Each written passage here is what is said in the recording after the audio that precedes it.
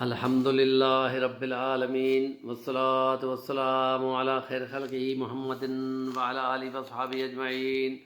اما بعد فاعوذ باللہ من الشیطان الرجیم بسم اللہ الرحمن الرحیم بسم اللہ مجرہا ومرساہا ان ربی لغفور رحیم وقال اللہ تعالی فی سورة النمل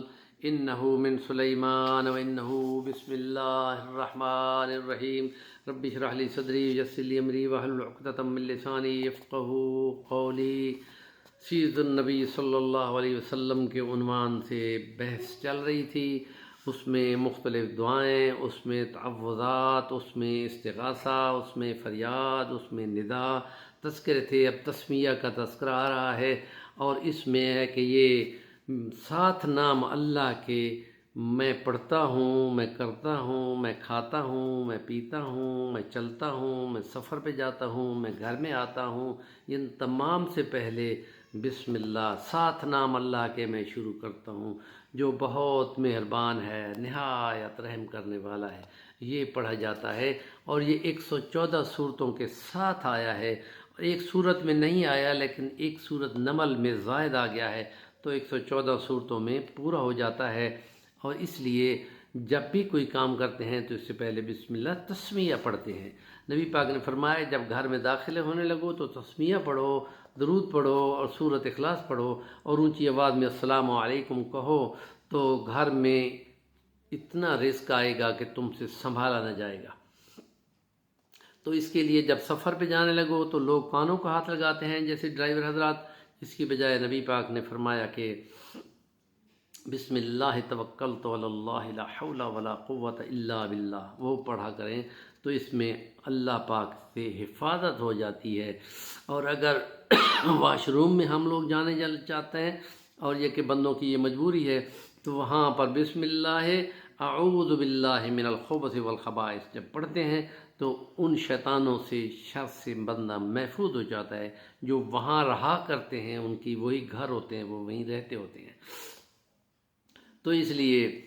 یہ قرآن مجید سے پہلے ہر اچھے کام کرنے سے پہلے اس کو پڑھا جاتا ہے۔ اور ایسے تالوں کو لگاتے ہوئے بھی بسم اللہ پڑھیں، دروازے کو بند کرتے ہوئے بسم اللہ پڑھیں۔ اور مجدد ثانی نے جو مغل اعظم اکبر کے دور کا ایک بہت بڑا عالم گزرا ہے اور اپنے مکتوبات میں اس نے لکھا ہے کہ بسم اللہ الرحمن الرحیم پورے قرآن کا خلاصہ ہے۔ وہ سمجھاتے ہوئے کہتے ہیں کہ پورے قرآن کا خلاصہ حوامیم میں ہے، اور یہ جو 7 حامیم ہیں ان کا خلاصہ حمیم مومن میں ہے جو پہلی ہے 24ویں پارے میں ہے، اس کا خلاصہ بھی ہے اور وہ سورۃ فاتحہ میں ہے، اور سورۃ فاتحہ کا خلاصہ بھی ہے وہ بسم اللہ میں ہے، اور بسم اللہ کا خلاصہ بسم اللہ کی بے میں ہے، با میں ہے اور با استعانت کی ہے۔ 7 نام اللہ کے میں شروع کرتا ہوں۔ اور عداس نے نبی پاک صلی اللہ علیہ وسلم کو طائف میں مکے کے سرداروں نے اپنے اس غلام کو جو عیسائی تھا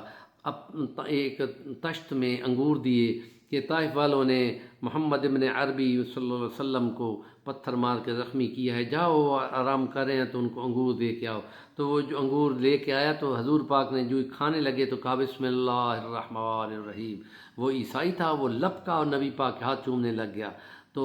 سرداروں نے جب اس سے پوچھا تھا تو انہوں نے کہا کہ یہ وہی تو پیغمبر ہے جس کے ہم تذکرے سن رہے تھے، انتظار میں تھے، وہ مجھے مل گیا، میری قسمت، اور آپ کو ان کی قسمت خراب مت کرو، اور یہ وہی آخری پیغمبر ہے جس کا تذکرہ آتا ہے، اور اس کو جب بھی ملو تو اس کی مطابقت کرو، اس کے خلاف نہ جاؤ ورنہ تم بالکل مارے جاؤ گے۔ تو اگر بسم اللہ پڑھتے ہیں کھانے کے ساتھ تو کھانا پورا ہو جاتا ہے، اور اگر نہیں پڑھا جاتا تو بسم اللہ تو کھانے میں برکت شیطان کے شامل ہونے سے ختم ہو جاتی ہے، اور وہ اور کھانے والے شامل ہو جاتے ہیں۔ کسی شخص کو دودھ پلایا گیا تو 7 بکریوں کا دودھ پی گیا تھا، لیکن جب وہ مسلمان ہو کے آتا ہے تو بسم اللہ پڑھتا ہے تو ایک بکری کے 1 گلاس کے دودھ سے ہی وہ سیر ہو جاتا ہے، یوں برکت ہوتی ہے۔ تو اس لیے حضور نے فرمایا کہ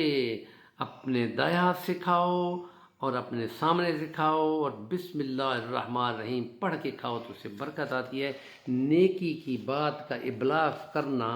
بہت بڑا کام ہے۔ زمین کے اوپر تمام مخلوق